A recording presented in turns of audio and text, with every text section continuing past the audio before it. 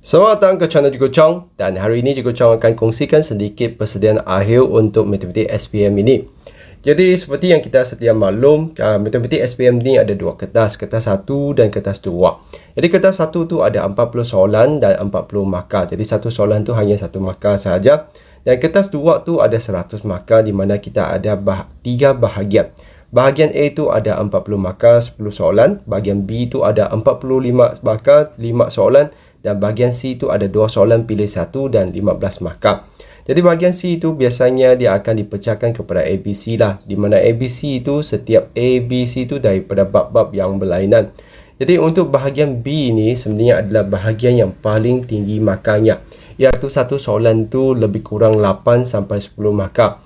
Jadi apa yang kita nak tumpukan tu sebenarnya kita perlu tumpukan kepada bahagian B kertas 2 tu, iaitu topik-topik yang akan keluar dengan markah yang lebih tinggi lah. Jadi berikut adalah beberapa bab yang saya dapati lebih popular keluar selama ini.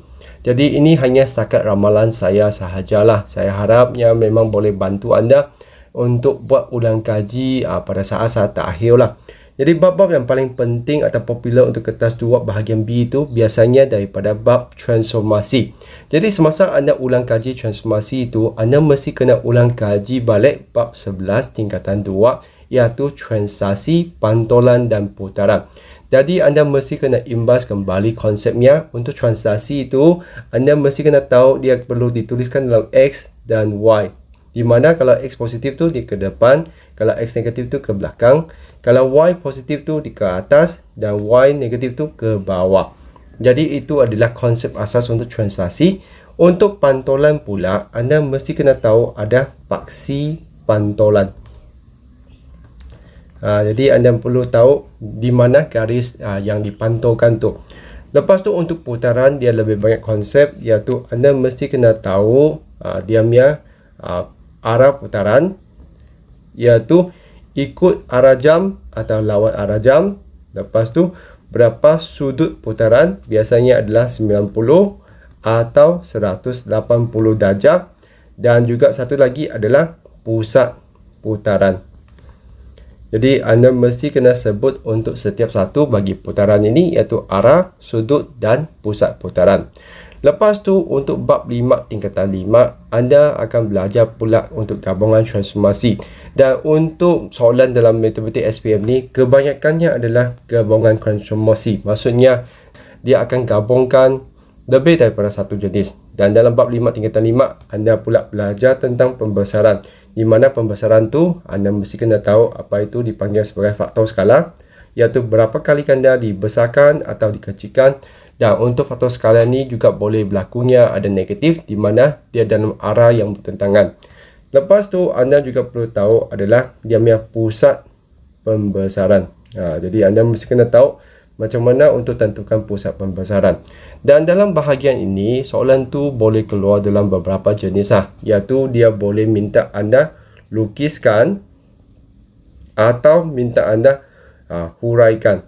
Jadi ini adalah dua jenis soalan yang utama lah. Biasanya dia boleh keluarkan satu bahagiannya minta huraikan, satu bahagian minta anda lukiskan.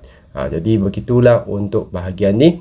Jadi ini adalah salah satu bab yang paling penting yang anda mesti kena ulang kaji sebelum anda menghadapi matematik SPM. Untuk bab kedua pula adalah bab 7 tingkatan 3, pelan dan donggakan.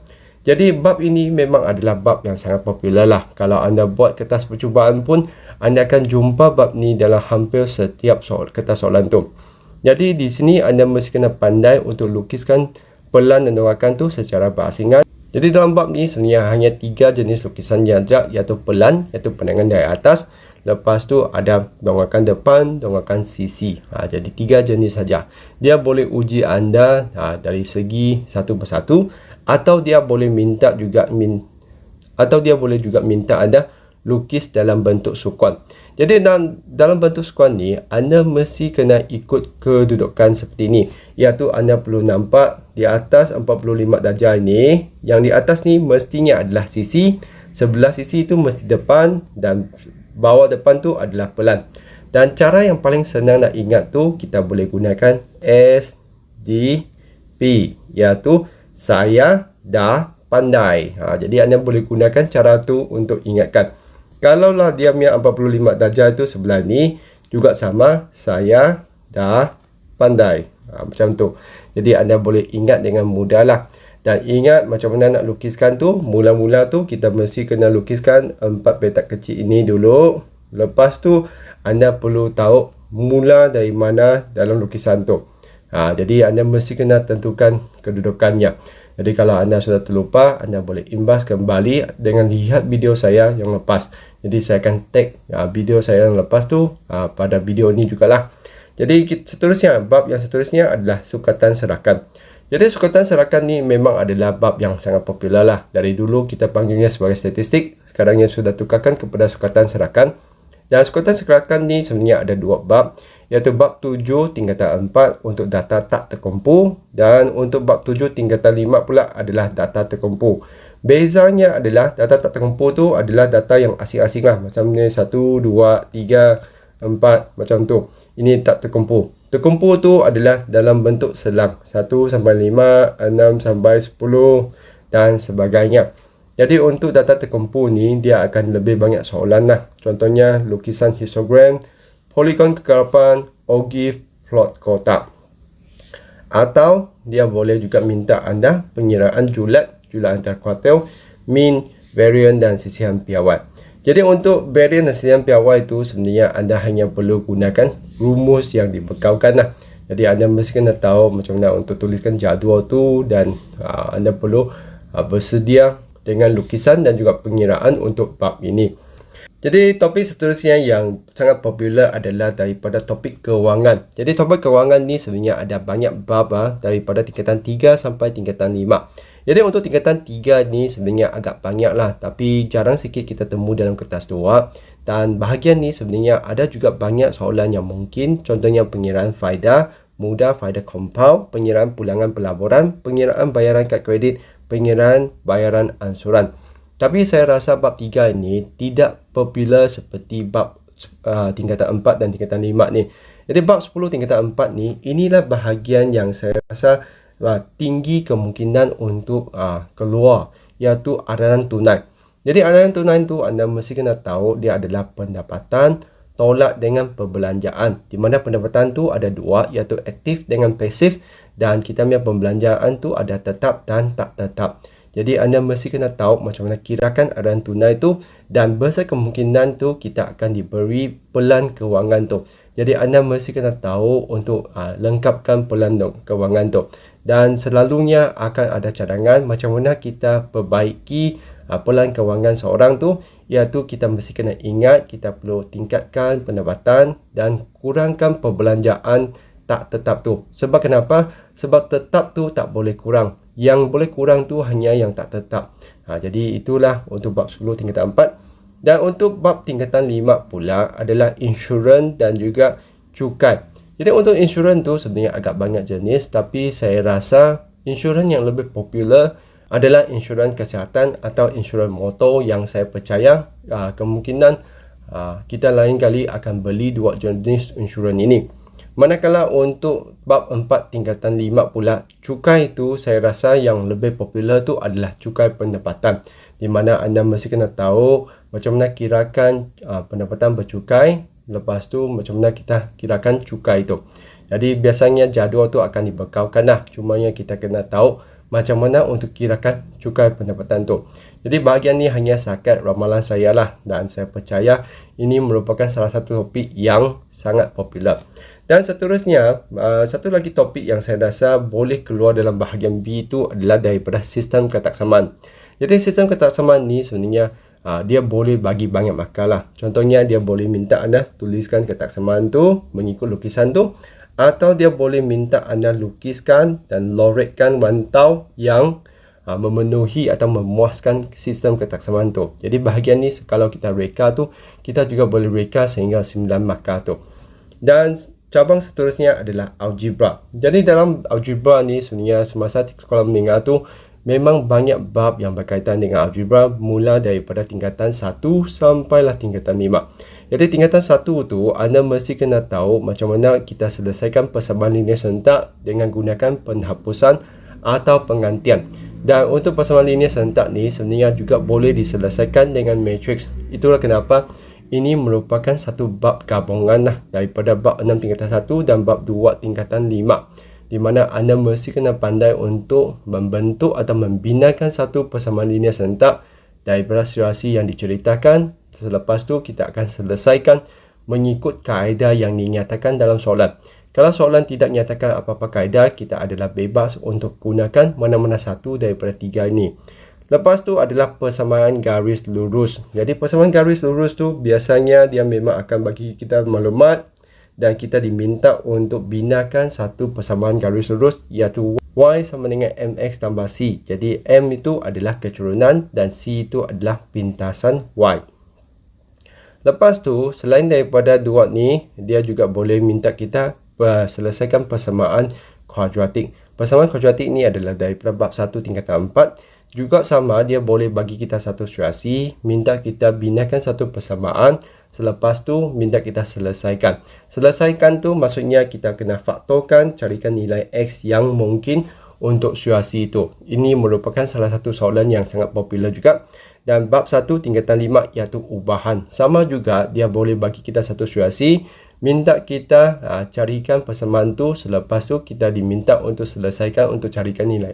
Seterusnya adalah satu bab lagi yang kita selalu akan nampak dalam kertas 2, iaitu bab 7 tingkatan 4, graf gerakan. Jadi dalam graf gerakan ni biasanya kita akan diberikan satu graf. Lepas tu kita diminta untuk carikan maklumat daripada graf tersebut. Dan dalam graf ni kita mesti kena bezakan graf itu adalah jarak masa atau laju masa. Jadi kita perhatikan kita punya paksi Y itu. Jadi kalaulah kita punya graf tu adalah graf jarak masa, anda perlu tahu kecerendan tu bermaksud adalah laju, iaitu kita carikan kelajuan, iaitu perubahan jarak terhadap masa. Jadi untuk graf laju masa pula, kalau keturunan tu adalah pecutan dan luas di bawah graf tu adalah kita punya jarak. Jadi untuk bab ini anda perlu tahu kalau kita diminta untuk carikan satu maklumat tu, kita kena cari dari mana. Dan biasanya juga ada beberapa istilah yang penting. Contohnya pegun adalah tidak bergerak. Jadi mana bahagian yang tidak bergerak tu adalah apabila jaraknya tidak berubah. Inilah keadaannya pegun. Lepas tu untuk laju masa pula, biasanya anda akan nampak adalah laju seragam. Jadi untuk laju seragam tu maksudnya adalah kelajuan tu tak berubah. Jadi anda perlu faham beza antara dua graf ini dan macam mana kita carikan maklumat tu apabila diminta lah atau diberikan graf yang berlainan ini. Jadi begitulah untuk bab 7 tingkatan 4 ni. Dan seterusnya adalah bab 5 tingkatan 4, rangkaian dalam teori graf. Jadi bab ni adalah bab yang baru. Dia boleh muncul dalam kertas 2 sama ada dalam bahagian C atau bahagian A. Jadi dia boleh minta anda tentukan bucu, sisi dan darjah.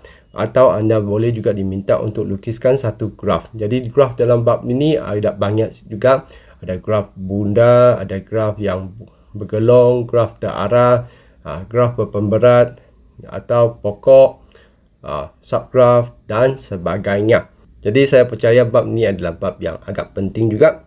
Dan di sini ada lagi bab yang saya rasa senang yang anda semua boleh skor, iaitu bab 4 tingkatan 4, operasi set. Biasanya bab ini adalah soalan yang pertama untuk kertas 2 lah. Dan dia boleh muncul dalam dua jenis, iaitu dia minta anda lukiskan atau minta anda loretkan bahagian yang dinyatakan dalam hubungan set itu. Jadi begitulah untuk bab ini. Dan akhir sekali, bab yang selalu kita nampak adalah bab 3 tingkatan 4, iaitu penakulan logik, iaitu biasanya muncul dalam bahagian A kertas 2 ini.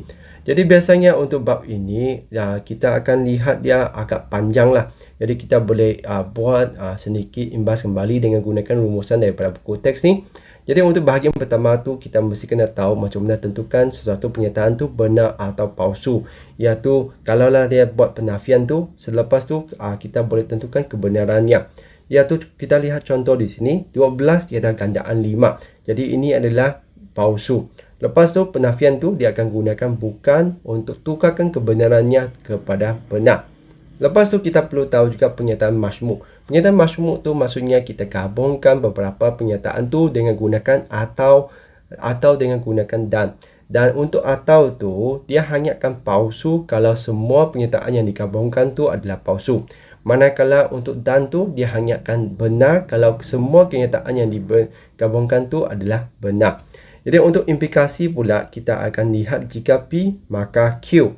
Kalau kita ambil P dan Q tu boleh diterbalikkan, kita boleh tuliskan dalam bentuk jika dan hanya jika. Dulu selalunya ada soalan di mana dia keluarkan jika dan hanya jika dan minta anda tuliskan dua implikasi. Jadi itu merupakan salah satu soalan yang sangat popular dulu. Dan anda perlu juga bersedia kalaulah dia minta kita tuliskan akas, rangsangan atau kontra positif tu. Jadi macam mana kita ingat tu, kita boleh gunakan IS dan AK tu. Di mana implikasi tu yang asal iaitu jika P maka Q. Rangsangan tu adalah penafian bagi implikasi. Manakala akas tu adalah terbalikkan daripada kita punya implikasi dan kita punya kontra positif tu adalah penafian bagi akas. Jadi anda mesti kena tahu macam mana untuk tentukan kebenaran bagi implikasi, iaitu sebenarnya kebenaran tu bergantung kepada kita punya belakang ini. Jadi kalau ini benar, dia adalah benar. Jadi yang depan tu sebenarnya kita tak tengok lah, kita tengok yang belakang tu. Jadi begitulah untuk benar atau palsu tu. Dan untuk bahagian kedua pula kita ada hujah. Jadi hujah tu ada dua jenis, iaitu induktif dan deduktif. Jadi di sini kita sebenarnya adalah ada pernyataan khusus kepada umum atau umum kepada khusus.